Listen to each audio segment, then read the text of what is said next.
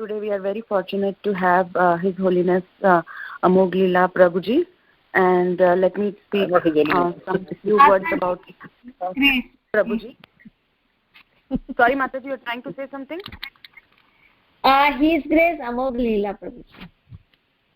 His Grace, not His Holiness. Sorry. Actually, that's okay.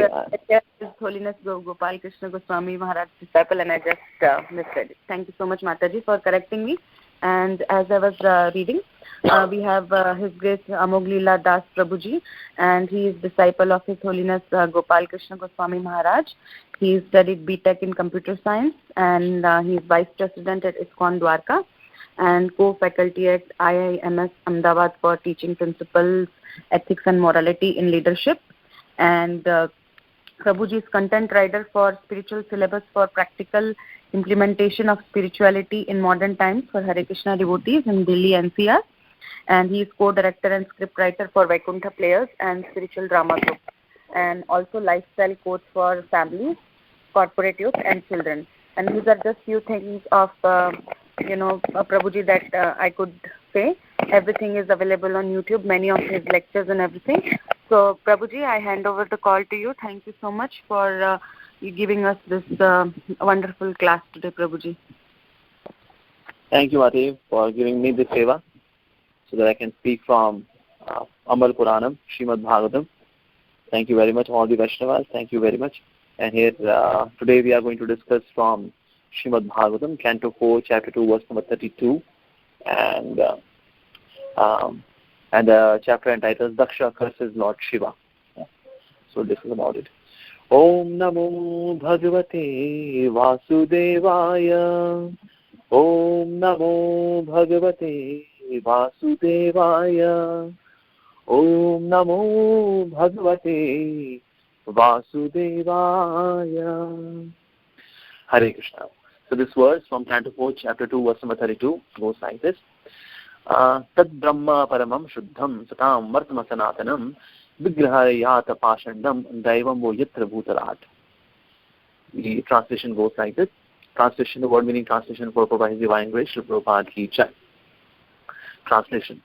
By blaspheming the principles of the Vedas, which are the pure and supreme path of the saintly persons, certainly you followers of Bhutpati, Lord Shiva, will descend to the standard of atheism without a doubt. Purport.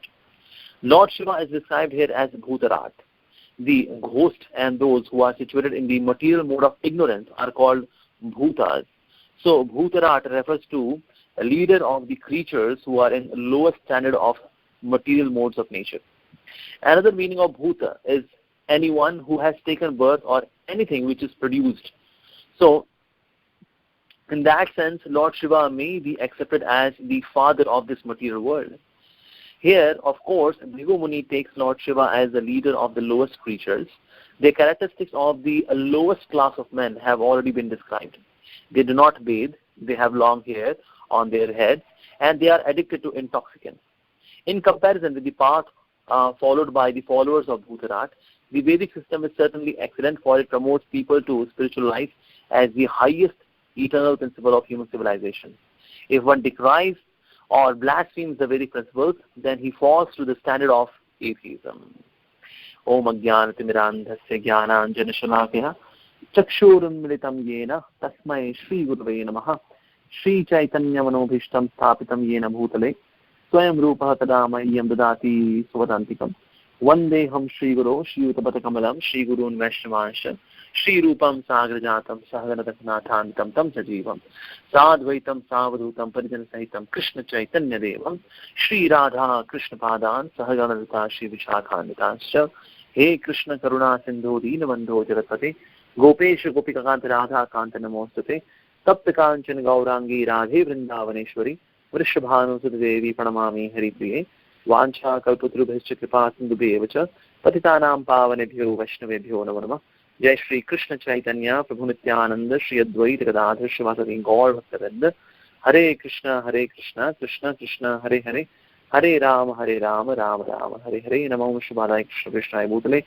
श्रीमते भक्तिवेदांत स्वामी नामे नमस्ते सारस्वती देवे गौरवाणी प्रचारिणे निर्विशेष शून्यवादी पाश्चात्य मूकं करोति वाचालं पंगुं लंघयते गिरिं यत्कृपातमहं वन्दे श्रीगुरुदीनतारिणं परमानन्दमाधवं श्रीचैतन्येश्वरम्. Hare Krishna. So I'll read the verse once again. Tad Brahma Paramam Shuddham Tatam Martama Sanatanam Buddhahari Yatan Pashandam Daivam Voyatra Bhutarat. And the translation goes like this. By blaspheming the principles of the Vedas, which are the pure and supreme path of the saintly persons, certainly you, followers of Bhutapati, Lord Shiva, will descend to the standard of atheism without a doubt. So here, as we are going through a section where there is blasphemy, there is cursing, there is counter-cursing happening from Daksha's side as well as from Lord Shiva's followers' side. Lord Shiva is quiet. Lord Shiva will not participate in this blasphemy. But the followers of Daksha and Daksha himself as well as the followers of Lord Shiva, they'll get into this blasphemy, and we see that there would be ultimate devastation. So a good lesson to learn is that when two great personalities are fighting, then we should not interfere. Sometimes, there are two parties, and then they divide themselves, and then they start cursing, and then they start backbiting and politicizing the whole thing. So when two great personalities are discussing among themselves, whatever they are doing, let them do it. When star wars are happening, then do not become part of star war. Let the stars settle themselves. Otherwise, there is cursing, counter-cursing, and there is huge level or bigger level Vaishnava offense. So this particular chapter it is very, very important because it deals with the subtleties of offensive mentality and how offense spreads among the masses, among the huge group of people. How does it spread? So that is what is being highlighted through this episode of Lord Shiva and Daksha. And we see that in Srimad Bhagavatam, these kind of episodes are there to tell us about the practicalities of the devotional service which we practice, because we all have Daksha. Daksha is very expert in criticizing and finding faults. And so we also justify our fault finding, and we may say that, it's not that I'm doing it out of enviousness. I'm doing it because I have got genuine concern. It is a positive feedback, man. It's a positive feedback. And on the name of positive feedback, healthy competition, or similar such things, we get into offensive mentality. So here, he also justifies Daksha that whatever he is doing, not that he is doing out of enviousness, and not that he is in a mode of criticism. And he's just speaking the truth. But actually speaking, it is offense. So Srimad Bhagavatam, we see that such incidences are there. And Srimad Bhagavatam's specialty is that even through offenses, when the offenses are happening, even there are teachings in that. Just like this particular verse, it is mentioned that if somebody is doubting the verdict of the scriptures or the Vedas, that person will become an atheist without a doubt. That person will ruin one's life. So even when they are cursing, there is shiksha for us, that what we should do and what we should not do. And of course, teachings in their behavior also is there, that sometimes we justify our offensive mentality through scriptures. Sometimes we justify that, and in Shastra it is given that we can do that, and that's why I'm doing it. So that is, Srimad Bhagavatam is very expert to deal with the nature of the conditioned soul and how somebody can transcend this very basic nature, which is a lowly nature, and which is more driven by tamas. He very beautifully deals with it. And we see that in Srimad Bhagavad Gita also, Lord Krishna, he deals with a similar subject matter in 4th chapter, and the title of the 4th chapter is Transcendental Knowledge. And there is a Agyasya Shuddha Adhanasya Sansyatma Vinashati Nayam Lokasti Na Paro Na Sukham Sansyatmanaha. And there he says that the ignorant and the faithless person who doubt the revealed scriptures do not attain God consciousness. They fall down. For the doubting soul, there is happiness neither in this world nor in the next. So that is those who are ignorant and those who are faithless. Such people, they doubt the revealed scriptures. And the result is that they do not attain to God consciousness.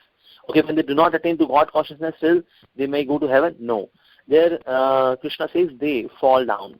For a doubting soul, there is happiness neither in this world nor in the next.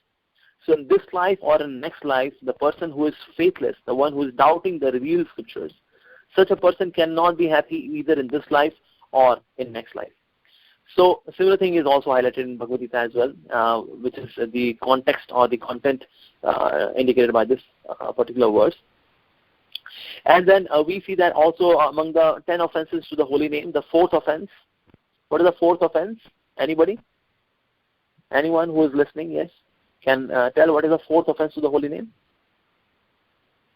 Hare Krishna Prabhu, the fourth offense is to blaspheme the Vedic literature or the purport. Yes, very true. To blaspheme Vedic literature who have revealed the glories of the holy name. So that means it's an offense to the holy name, because Krishna's name, Krishna's form, Krishna's qualities, and Krishna's pastimes, they are described in the scriptures. So when we blaspheme the scriptures who are a repository for such glories, so we are committing an offense to the holy name. So that way we see that such people can neither be happy in this life nor in the next. So who are those who doubt the holy scriptures? There are people who think that the scriptures are exaggeration.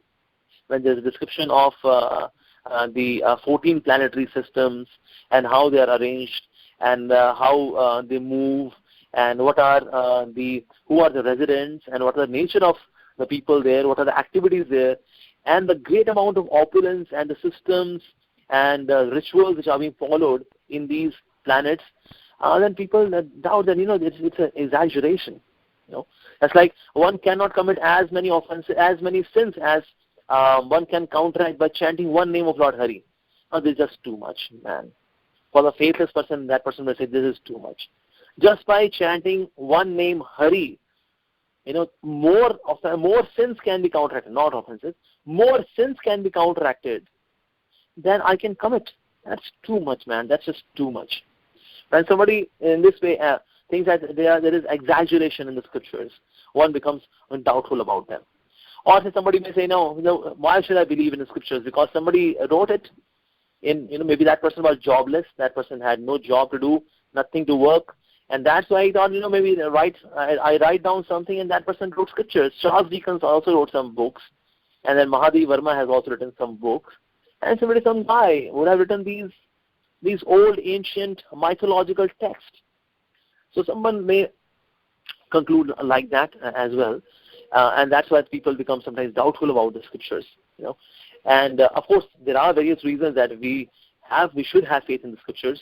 Because in the scriptures we see that two kinds of knowledge is there. One is which comes in the jurisdiction of experimentation, and that is also there which is beyond experimentation. So we see that knowledge which is given in the scriptures, which can be experimented, which can be testified. They all happen to be true. Like, for example, Earth is round, Bhu Gol. But Bhu Gol, Christopher Columbus told us that as he was roaming around in the ocean, so he came to the same place because he had a fight with his wife, and his wife told, Christopher, you rascal, you dare not come to this place, otherwise I'll take a balan and I'll hit your head. But when he came back to the same place, the wife was ready. He said, again you came back, rascal. And then Christopher Columbus said, my darling, I realize that Earth is round because I have come to the same place after such a long journey. So Christopher Columbus, though he concluded that the Earth is round, but scriptures, they have already told that Bhu Gol, Bhu is round. It is, if somebody starts at one point, one will come back to the same point. Similarly, we see that scriptures, they are told that among all the 84 lakh species, there are plants as well. And we came to know from Jagdish Chandra Bose that scripture that the plants, they are having life. But scriptures, they have already told that plants are having life. So this is also given in the scriptures. Ayurveda is a well-established branch of medical science. In fact, there are so many diseases which can only be cured in Ayurveda or through Ayurveda. But Ayurveda is also part of the Veda. So if somebody says that Vedas are mythology, that means we have to say Ayurveda is also mythology. But we see that Ayurveda is so expert in dealing with so many diseases and in fact attacking at the root cause of all the diseases. So that means Ayurveda is a well-established branch of medical science. All the structural details and how to make a structure and how, keeping Vastu also into consideration, that is also given in the scriptures. and that is being taught in School of Planning and Architecture, which is number 1 architectural school in Delhi, not Delhi, maybe in India, SPA, School of Planning and Architecture. And they have taken so many sections from Atharvaved, that how to make a structure, how to make a building, like that. So all these details are there in scripture. Dharurved, the art of Dharurved it's a branch of the Vedas which deals with the science of military, which deals with the military sciences, and that is also being used, and that is also there. So that is, we see that all that which can be experimented falls to be true when testified. Similarly, there are many predictions which are being done, like appearance of Lord Buddha, appearance of Lord Chaitanya, and appearance of Ashoka, King Ashoka, and appearance of Jesus Christ, and appearance of Prophet Muhammad. All these descriptions are given in the scriptures, and they are, when we see them, in terms of predictions, the scriptures they score 10 upon 10. In terms of experimental truths, the scriptures they score 10 upon 10. So scriptures are to be trusted, because when we test them, so they score 10 upon 10 when we see the knowledge which falls under the category of the knowledge which can be testified. Right? So scriptures are to be tested. In case we are not following the scriptures and we go by the whimsicalities of mind, then one will not get anything. Just like there are people who play cricket, gully cricket. Gully cricket is like if the ball hits the window, 2 runs. If ball falls in the nali or a sewer, then you are out. 1 tip, 1 hand, out. And if somebody hits the ball and that hits somebody's door, that is 3 runs. If it crosses the building, then it is 4 runs. So we make our own rules when we are playing gully cricket. But somebody is playing gully cricket, that person is not awarded with man of the match from Indian Cricket Council or International Cricket Council. Similarly, if somebody is not following the rules and regulations and the rituals and the procedures which are given in the scriptures, then one may do as per one's own whims.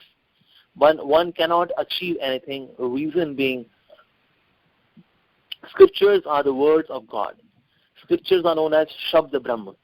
Shabda Brahma means Parabrahma, Krishna, the Supreme Lord, manifests himself in the form of scriptures. So Shabda Brahma. So when we associate with Shabda Brahma, then we can meet Parabrahma. So Shabda Brahma are the scriptures. So that is, those who do not believe in the words of scriptures, such people cannot attain perfection at all. And such people, they are bereft of knowledge, and they more rely on their mental speculation. And somebody is riding on the chariot of mental speculation cannot achieve anything. So that is, we must trust the scriptures. There are a class of people who also have faith in scriptures, but partially. In the sense, they say that we have faith in Shruti, but not Smriti. So our Vedic scriptures, they are in 2 parts, which is Shruti and Smriti.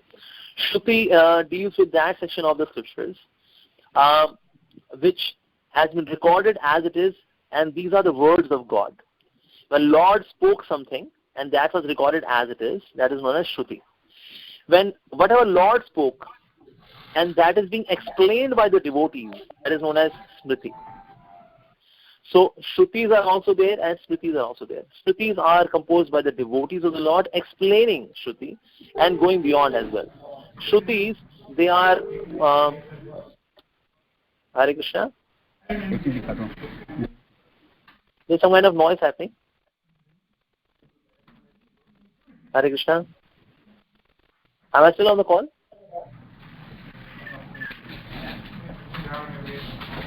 Hare Krishna. Yes, Hare Krishna. Yes, We can hear you.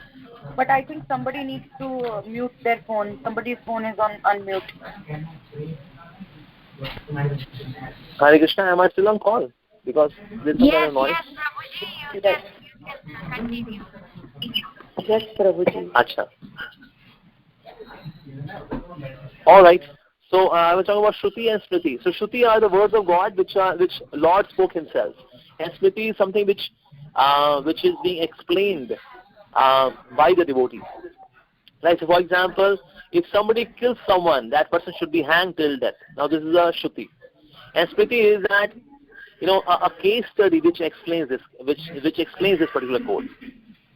So you might have heard many lawyers, and lawyers they quote, so my lord, on 8th of August 2010 in North Carolina, the similar case happened, my dear Lord, and Lord, at that time the punishment which was given was to be hanged till death.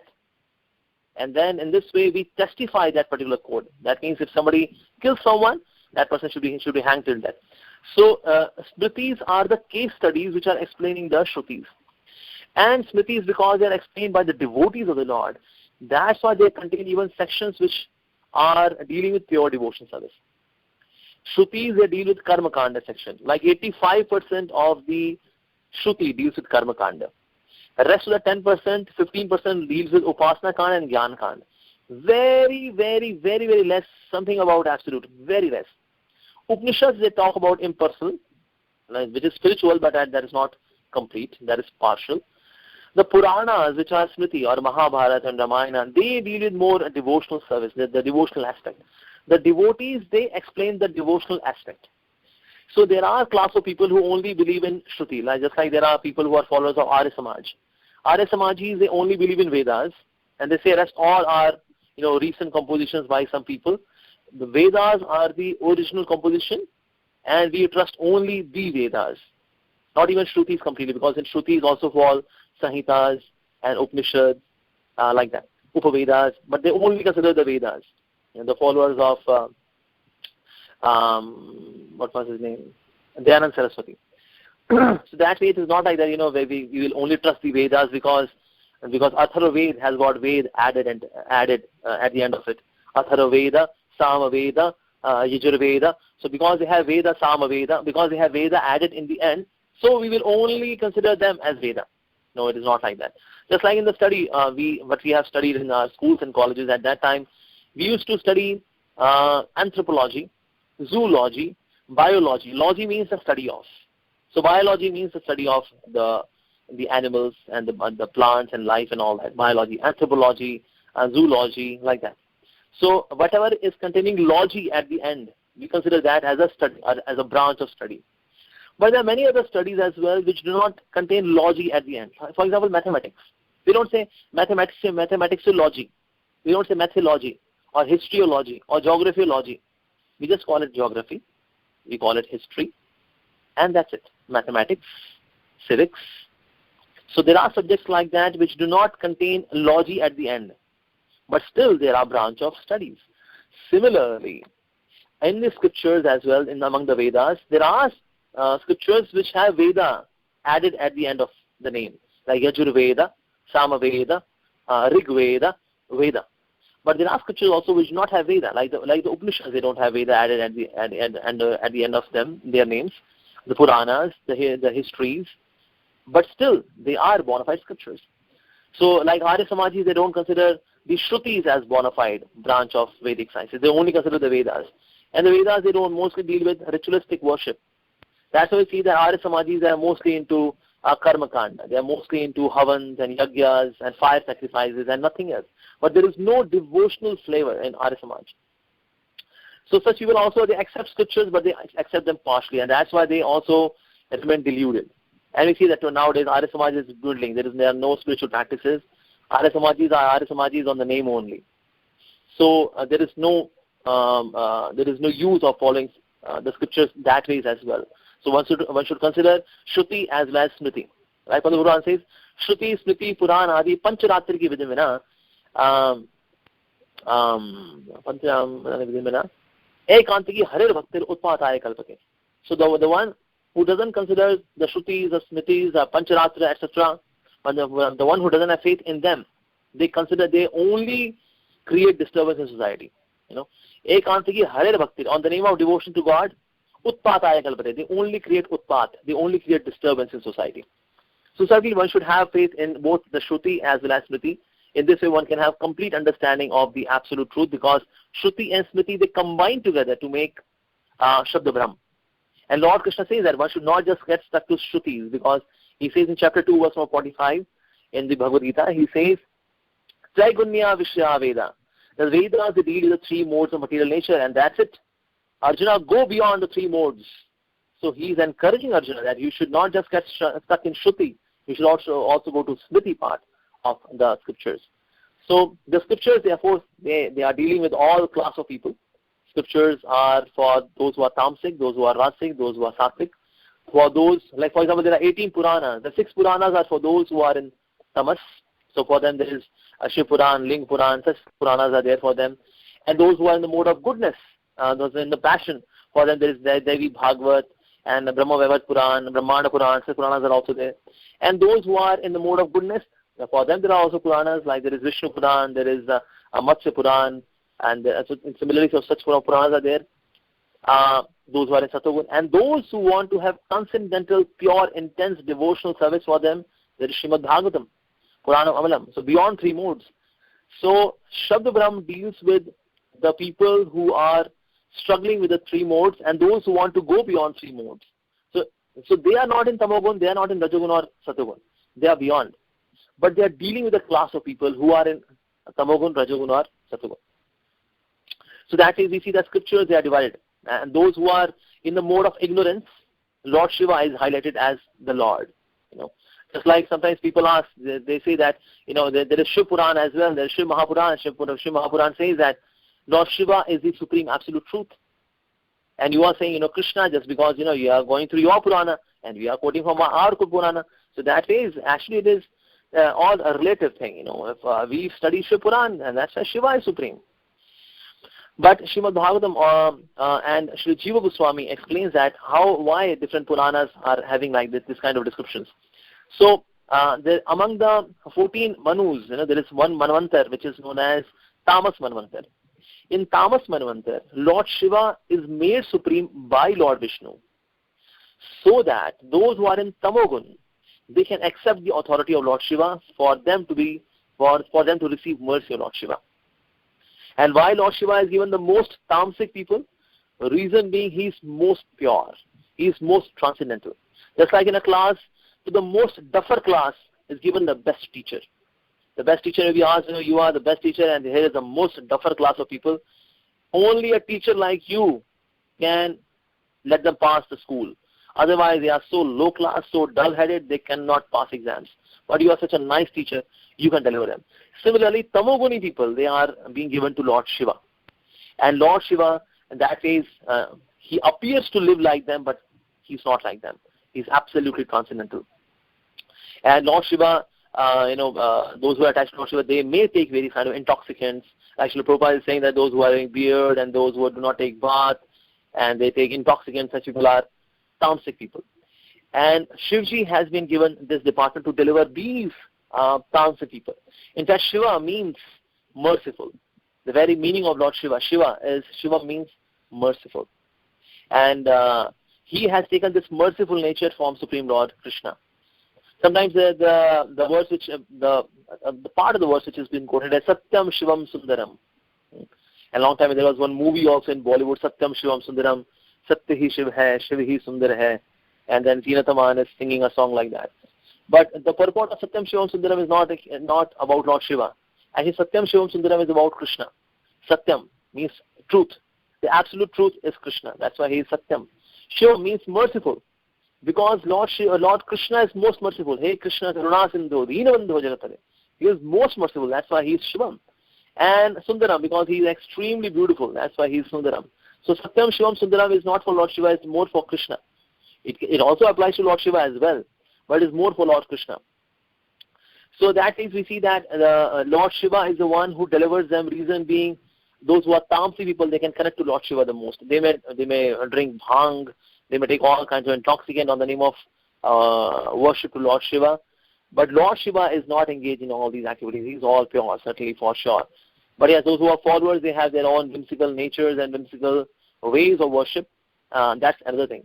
But yes, Lord Shiva here he's also being mentioned as that he is Bhutanath or Bhutarat, that he is the Lord of all the Bhutas who are ghosts. But Srila Prabhupada says there is one more aspect to Bhutarat. He says Bhuta means the living entities. And anything which has been produced, which has come into being, that's Bhuta. And because he's Bhutarat, so he's the father of all the things which are produced. So that means he's the father of universe. Now we have heard that the Supreme Lord Krishna is the father of universe. And the Lord Krishna says that Aham Bija Pradapita, I am the seed-bearing father. Now how to understand these two facts, that Krishna is saying Aham Bija Pradapita, and he is Pita, and Srila Prabhupada is highlighting that Lord Shiva is Pita. So actually, who is Pita? Originally speaking, Krishna is Pita. And when Krishna expands his in the form of Purusha avatars, and there is Mahavishnu, when Mahavishnu looks at or glances at the Prakriti, so then through his vision, so he has got two eyes, so there are two visions which falls on the Prakriti. So one eye, from one eye's vision, the living entities are infused into the material nature. And from another eye, Lord Shiva, Kal, or time factor. So time, Lord Shiva is the one, the form of the glance of Lord Shiva, the form of the glance of Lord Mahavishnu is Lord Shiva. I repeat, the form of the glance of Lord Mahavishnu is Lord Shiva, Sadashiva. And then through Lord Shiva, the living entities are infused into the Prakriti. And here comes the combination of Shiva and Parvati. Parvati is Prakriti, the material nature, and Shiva is the husband of Parvati. Lord Vishnu never associates with Mahamaya, Prakriti, or say Gauri or Parvati. He does not associate with Mahamaya. He only associates with Yogamaya. The Yogamaya who is there with Mahavishnu is Rama Devi. So Mahavishnu is associating with Lakshmi, Rama Devi, but not with Parvati. With Parvati for Parvati there is one more expansion of Lord Mahavishnu, who is Sadashiv. And Sadashiv is the one who becomes a medium to transport all the living entities from Mahavishnu into the Prakriti. And that is how the union between Lord Shiva and Parvati comes into being. Now, so that says Mother Parvati is the mother of all living entities, and Lord Shiva is the father of living entities, because the living entities are coming into the womb of Prakriti, Parvati, through Lord Shiva. But Lord Shiva is not the origin of living entities. Origin of living entities is Mahavishnu, not Shiva. So that means we see that Shivji, he is the one who lets all living entity pass through him and enters into the material world. Sometimes, now this is the combination of Shivji and Parvati is described through Shivlinga. Shivlinga is a symbol where living entities are entering through Lord Shiva into Prakriti. Now those who are fanatics, those who are Muslim, especially Islamic preachers like Zakir Naik and similar such followers, they see that they just see these Hindus, what they are worshipping. They worship Shivlinga. Linga means a penis, and what surrounds that is the vagina of Parvati. These Hindus are so fool, they are so fanatics, they are so ignorant, they are so dull-headed that they are worshipping a vagina and a penis of someone, Shiva and Parvati. Just see how ignorant they are. So,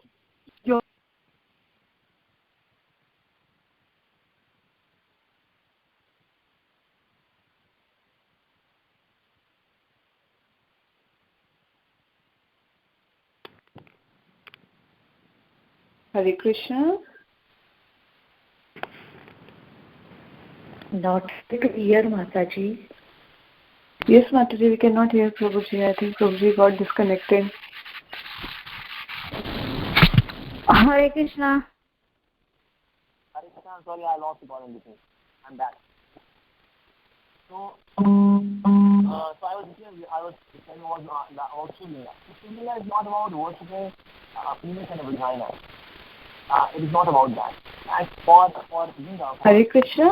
Prabhuji, please, we cannot hear you so clearly. Please come near to mic.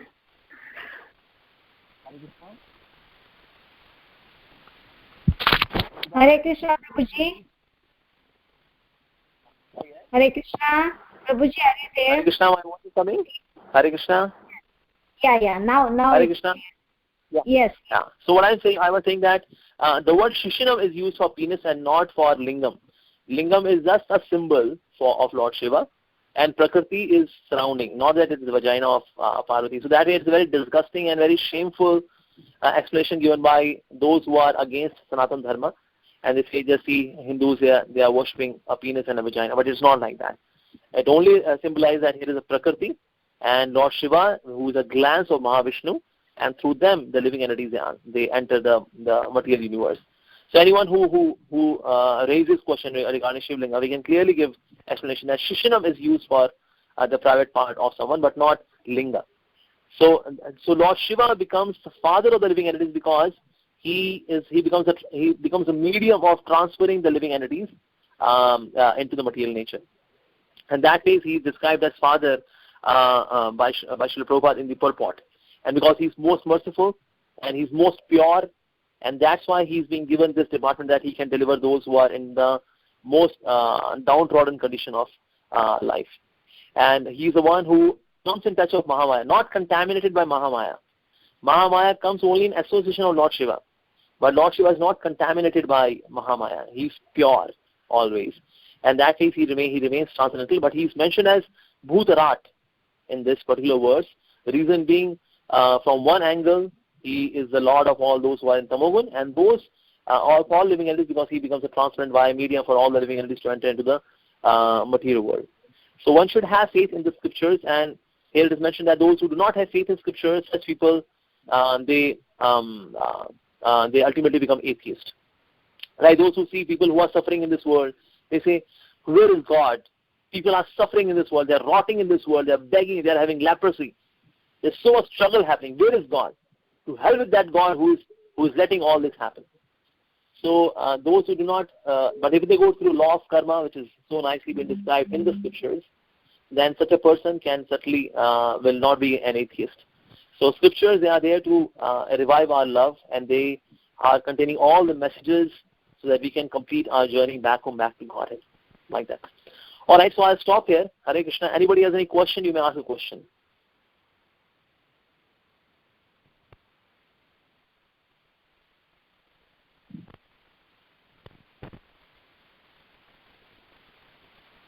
Hare Krishna, Prabhu, Dharmat Pranam. Prabhuji, you compared to Parvati to Prakriti, and how do we understand the Linga? What is that? Is that just the glance? Linga, that's why I said the vision of the glance of the Mahavishnu has got eternal personification in the form of Shiva. When the glance happens, the glance also has a form. Nothing is impersonal. Even the glance has a form. The glance of Mahavishnu is having eternal form as of Lord Shiva. And then that is Lord Shiva becomes a transparent via medium to transfer the living entities into Prakriti, Parvati. Okay, I got it, Prabhuji. Thank you so much, Prabhuji. Yeah. Yes. Any other question? Yes? Anyone has? Hare Krishna, Prabhuji, please accept my humble obeisances. So could you explain about Bhutaraj, because why explicitly Lord Shiva is mentioned as Bhutaraj? He's not just meant for the Bhutas, right? Yeah. That's true. In fact, we see that Bhaktivinoda Thakur explains that there is no difference between Guru Tattva and Shiva Tattva. Just like Guru Tattva is in between God and living entities, similarly Shiva Tattva is also between God and living entity. Just like Guru Tattva connects us to the grace of the Supreme Lord Krishna, similarly Lord Shiva is the one who connects us to the grace of Lord Krishna. Just like Guru connects us to the grace of Krishna. Similarly, Shiva is also one who connects us to the grace of the Supreme Lord. So, Guru Tattva and Shiva Tattva, they are on equal platform, they are on same platform. They are infallible and they are full of mercy, full of grace. So, Shiva Tattva, Guru Tattva, they are similar in nature. Hare Krishna, Prabhu. So, continuing with this question, how do we understand Shambhu Tattva, Shiva Tattva and Rudra Tattva? Because they are all interrelated, and how do we understand the relationship between the three? Yes. One is the Shiva, who is actually Sadashiva, actually, the original Shiva. And that original Shiva is Vishnu Tattva in Tattva, is Vishnu Tattva. And when Lord Shiva expands into each of the lokas, who is residing in Kailash, and with whom Ravana met when he went to Kailash and he received benedictions, that is Shankar, that form. And the form which brings pralay or devastation by having Tandava Nritya, that is Rudra. And there are 11 Rudras, right? So the Rudras, they have got the responsibility of universal devastation. Shankara is a person who resides in Kailash, who receives Ganga in his head, and then from his head Ganga flows, like that, Shankara. And there is Sadashiva, who is the original Shiva, who is Vishnu Tattva, who is having golden complexion. And there is Sadashiv Lok as well, like that. Sometimes these terms are, of course, interchangeably used in the scriptures. Shiva, Rudra, and Sadashiva, like that. Shankar. But yes, the function is like that. Shiva is the original, the person who is in association of Parvati, like that. And then there is also Shankar, and then there is Rudra. Please mute your phone. Please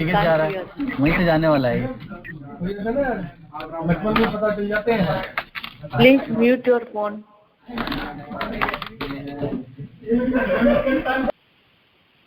Any other question? Anyone? Yes? So, Prabhuji, just one more question to that. So, where is Sadashiva located? So, Shankar, you said Sadashiva is located. Where is Sadashiva? Who is Vishnu? Sadashiva is located on the border of material world and spiritual world. At the border of material world and spiritual world, in Brahm Jyoti, in the border of material world and spiritual world, there is Sadashiva Lok. Okay. And one important seva which is being done by Lord Sadashiva is that those who are Brahmavadis, who do not have the knowledge of the form of Krishna, but they have only understanding of the Nirakar, and they are roaming in Nirakar Brahma Jyoti, Lord Shiva and his associates as Sadashiv, they take such souls into their planet, give them training of Shravan and Kirtan of the holy name of the Supreme Lord, and training them in bhakti, and then sending them to Vaikuntha Lokas. This is also one seva which Sadashiv does. Okay, Prabhu. Yes. Thank you, Prabhuji. Yeah. So it is the border, border. So border, that part which is on which is on the side of spiritual world, that is known as Sadashiv Lok. And that part which falls towards the material side, which is the material world, that is known as Mahakal Lok. So Mahakal Lok and Sadashiv Lok is actually one planet, but borderline which falls towards the material world is known as Mahakal Lok, and that which is towards the spiritual world is known as Sadashiv Lok. But at both the places, devotion service is happening. Shravanam and Kirtanam. Only Hari Katha and Harinam Sankirtan. That is what is happening in this loka. Hare Krishna. Thank you so much, Prabhuji. Thank you very much. Hare Krishna. Thank you. Hare Krishna. Hare Krishna, Prabhuji. Dana pranam. Our flourish to Srila Prabhupada. Jai. Hare Krishna, Prabhu. I have a question about Shruti and Smriti. That Smriti is that is what devotee realize, or can you tell me what is the difference, and then how we can realize Smriti also? Smritis are also revelations being given to the devotees. In fact, you will see Shruti and Smriti, they both come through devotees. But devotees, they tell, okay, this is Shruti and this is Smriti. But actually, both are revelations to the devotees. Not that in Lord Krishna came and he went to the printing press and then he published his Shruti part. And he says, I don't care about Smriti, you take care of Smriti. And then after going to printing press and taking out the Shruti part, then Lord went away. It's not like that. Shrutis are also revealed to the devotees and Smritis are also revealed to the devotees. Both are revelations, transcendental revelations from the Supreme Lord to the devotee. But Shrutis, they deal with the more Karmakanda section. Smritis, they always deal with pure devotional service. Devotional service or pure devotional service, like that. And Shrutis they only deal with codes, but Smritis, they deal with the case studies which are explaining the codes. Like that. Just like in Indian Penal Code, there is 302, which is Dafa 302. So when somebody kills, okay, now Dafa 302, to be hanged till death. Now, is there any case study? Yes. There is a case study. On such and such date, in such and such place, Mr. So-and-so killed so-and-so, and that's why at that time the court gave that person Rajaratehin Dafa 302 ke tahat फांसी की सजा. That person was hanged till death. Code 302. Now, this explanation is Smriti. Smritis are those which are explaining the Shruti. But both are Shabda Brahm. So somebody accepts only Shruti, not Smriti, or Smriti, or Shruti, or not Smriti, or Smriti, like one of the two. Smriti, not Shruti, or Shruti, not Smriti. Then that knowledge is incomplete. We accept both of them. Okay, Prabhu. Just like the example is Lord Brahma got the knowledge from Krishna, and then when it came in the disciple succession, that is Smriti, Prabhu. I'm sorry? Come Lord, again, please, Mataji. Lord Brahma got the knowledge from Lord Vishnu within his heart. Yeah. That knowledge is given by the disciplic succession, that is Smriti, Prabhu. That knowledge contains Shruti and Smriti both. Actually, at that time, the knowledge which was given to Brahmaji was Chatur Shloki Srimad Bhagavatam. Like that. And then he gave this knowledge which was only Chatur Shloki Srimad Bhagavatam. And actually, scriptures there, how do they manifest? They manifest from the flute of Lord Krishna. When Lord Krishna plays his flute, then from the seventh note of his flute comes Om. Om. And when this Om enters the ears of Brahmaji, from his mouth comes Gayatri. From Gayatri comes all the Vedas, all the Vedic scriptures. And they are being given to the Prajapatis, to some great devotees like Narad Muni, like that. From Narad Muni, it is being received by Veda Vyas. So Veda Vyas then compiles this entire Vedic knowledge, which was given in a succinct form from Brahmaji to Narad. And Veda Vyas means Ved Vyas. Veda means the knowledge, Vyas means expands. He expands knowledge. And then he expands knowledge into Upanishads and Vedas and Upavedas and Puranas and Uppuranas and Sahitas and Itihasas. He expands them further actually and creates Shruti and Smriti. But both are coming from Veda Vyas.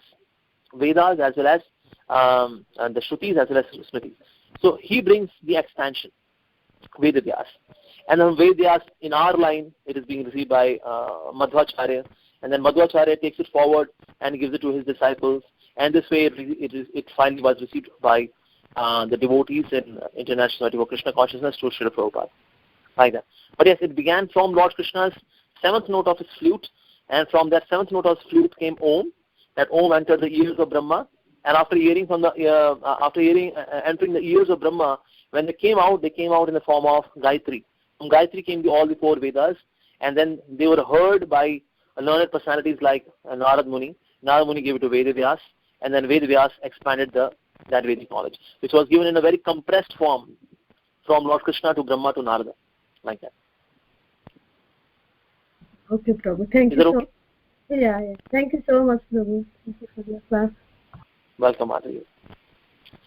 All right, shall we stop here? Yes? Hare Krishna, Prabhuji, Dandavad Pranam, all Guru Srila Prabhupada. Hare Krishna, then Pranam to all of you. Thank you very much for your wonderful association. Koti Dandavad Pranam to your seva. Hare Krishna, Prabhuji, Dandavad Pranam, all Guru Srila Prabhupada and Guru Maharaj. Thank you so much, Prabhuji, for the wonderful class. At the beginning, you said we all are Daksha, like Daksha was not Shiva. I can't hear you, Madhavi. I can't hear you.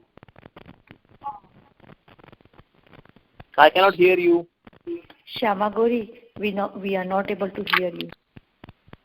Can you hear me now, Prabhuji? Yes, Mother. Now I can hear you, yes.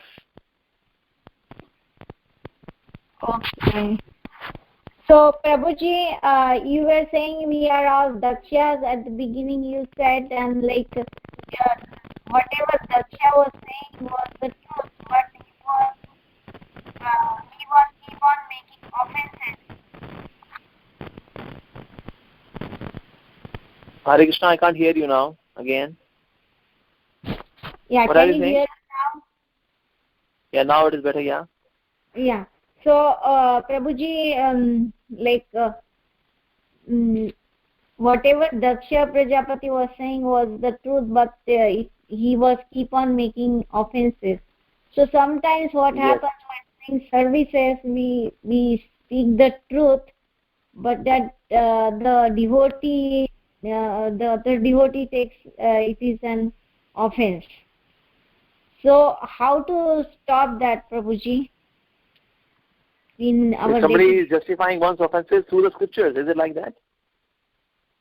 No, means when we like sometimes we just tell the truth. We don't mean to make any offense or something, but the other devotee takes it as an offense. Yeah. So we should go and seek forgiveness. Simple. If I have not committed an offense, maybe my ego is telling me that I have not committed any offense. What I did was justified. But the other person has taken offense. So I should go and seek forgiveness. Why to bring my ego? Let the ego go, and then you go and seek forgiveness. See, Prabhuji, Mataji, Maharaj, though my intention was not to hurt you, but in case I have hurt you unintentionally, I seek forgiveness. Please forgive me. And then pay obeisances, and then afterwards offering prasadam. That Prabhuji, Mataji, Maharaj, please forgive me. Here is prasadam for you. Please forgive this offensive person. It is my nature to offend, and that's why I am so dull that I don't even realize that I am committing an offense. So please forgive this poor soul and bless me pure devotion service. Like that. This is what we should do.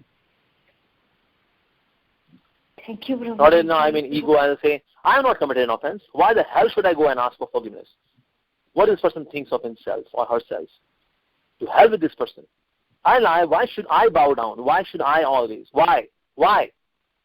In this way, if I am thinking, then I am not a devotee. I should go and seek forgiveness. Is it okay? Hare Krishna. Hare Krishna. Yes, Prabhuji, Dandavat Pranam. Very much. Yes, any more questions? Hare Krishna, Prabhuji, Hare Dandavat Krishna. Pranam, Srimad Prabhupada ki Jai Guru Maharaj. Yeah. Prabhuji, so when we, I forgot the Acharya's name, but when he was observing in one of the pastime of Srimati Radharani and Krishna, and the one person was passing through and he was maybe handicapped or something, and because of that pastime, this Acharya was smiling, or so he felt like he got. Yeah. Shri Rupa Goswami. Yes. Yes. So Prabhuji, what happened to our life? Because for him, he couldn't see that pastime. Because, to us, it's something else. What can happen to us, in our devotional service life? Yeah, since we are not having any kind of revelations of divine pastime, so what will happen in my life in case unintentionally if I committed an offense? So when we commit an offense towards a Vaishnava, what happens that my interest in spiritual life, it declines. And materialistic association seems more palatable. And there is increased inclination towards sense enjoyment. And if somebody becomes very, very offensive, that person can start breaking regulative principles. One will become inattentive in one's chanting. If I was inattentive already, then I'll become even more inattentive towards the holy name. And I will feel like not so much in Krishna consciousness. And devotees' association will appear dull and boring.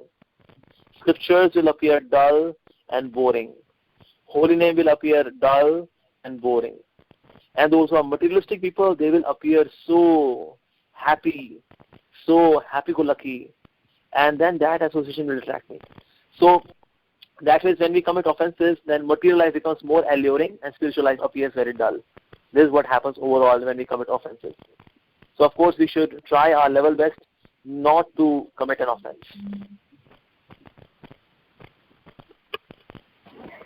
Thank you, Prabhuji. Is that okay? So Prabhuji, thank you so much. Yeah. Prabhuji, so in his, he was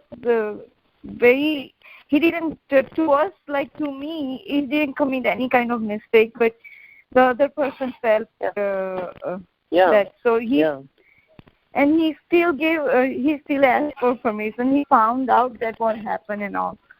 So acharyas are great to learn.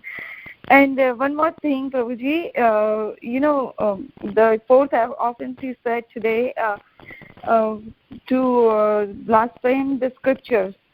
So if someone is, I'm reading to someone Bhagavatam and they are in, Dada Bhagavan or something. So I couldn't do more preaching to her, so I thought let's read Bhagavatam to her. So whenever I read to her, I ask her, did you understand or something, and she says, in Jnana Marg this is this, and in Bhakti Marg this is this. So is this okay, Prabhuji, to say? In Jnana Marg, Dada Bhagavan is worshipped. Is it like that? Yeah, she is comparing all the time, and not she very good listener, but not paying not get anything out of the Bhagavatam that is mentioned there. So Prabhuji, is that offense if I'm reading to her? I do not get exactly what's the whole thing. That there is. I'm just clarifying. There is another friend of yours who says that Dada Bhagavan is there, and he is worshipped by those who are following the Gyan Marg, and then Krishna is worshipped by those who are following the Bhakti Marg, and then you have gifted her Srimad Bhagavatam. Is it like that? No, Prabhuji, I'm reading Bhagavatam to her. Oh, you are reading Bhagavatam to her. So yeah, that's absolutely fine that you are reading Bhagavatam to her. Yeah. Okay, so if she is comparing both of that is not the offense, right? Yeah, of course, when she is doing, it's an offense on her part. But Lord Krishna will forgive that offense, reason being she is on ignorant platform. Okay. Because she is ignorance, that's why, because she is in ignorance and she is on ignorance platform, that's why she will be rectified. Like that. But yes, we as practitioner devotees, we should not do that. But yes, somebody is new, somebody is having some kind of preoccupied notions in one's head, those notions can be taken care of gradually. If somebody keeps hearing the Srimad Bhagavatam, and at the same time one is away from all this Dada Bhagavan stuff, in case she is reading some Dada Bhagavan thing parallelly, that's not very good. But yes, ultimately Srimad Bhagavatam will be victorious, no doubt. Okay, thank you so much, Prabhuji. We are on the 6th canto, and I don't feel like should I go further or not. So I was feeling. Yeah, of course. Whether she will be benefited or not, she will certainly. But yes, you will certainly get benefited because you are reciting. Okay. Srimad Bhagavatam is like Ganges. Anyone who takes bath in Ganges will be benefited. So somebody is reciting Srimad Bhagavatam will get benefit. Somebody questions Srimad Bhagavatam, that person gets benefit. Somebody just hears Srimad Bhagavatam, that person gets benefit. And Vishwanath Thakur says that this benefit happens in descending order. That means the one who is reciting will get the greatest benefit. The one who is inquirer will receive the second benefit. And the one who is listener will receive the third benefit. That means gold medal goes to the speaker of Bhagavatam, the one who is reciting Srimad Bhagavatam.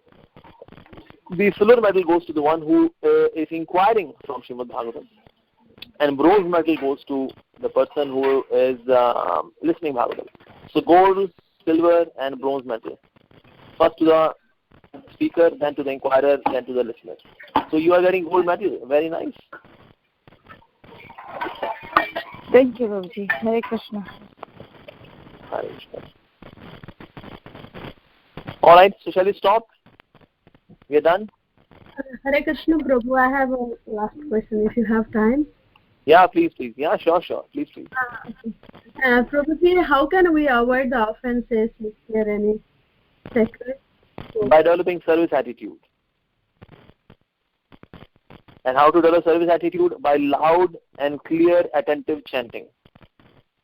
If I am chanting clearly and attentively my Hare Krishna Maha Mantra, then I develop the consciousness of service attitude. And more I will have service attitude, more we become free from offensive mentality.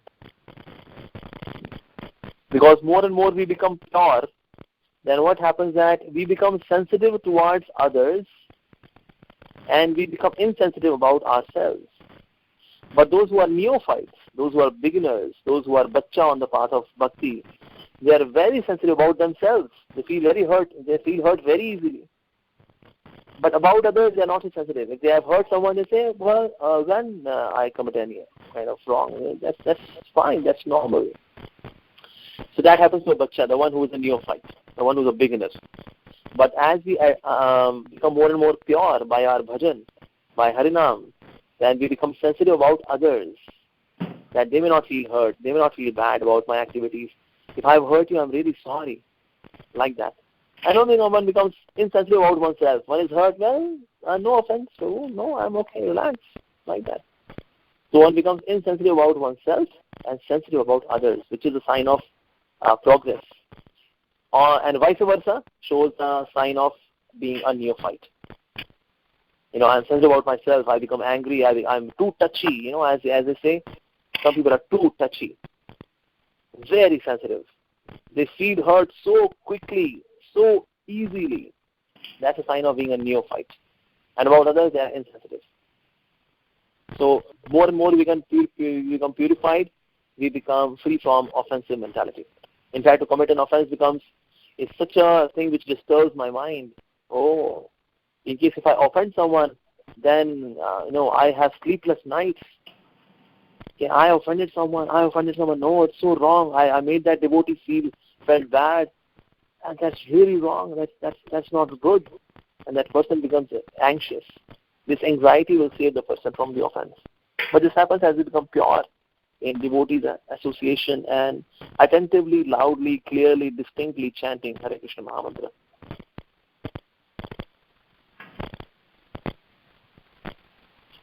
Thank you so much.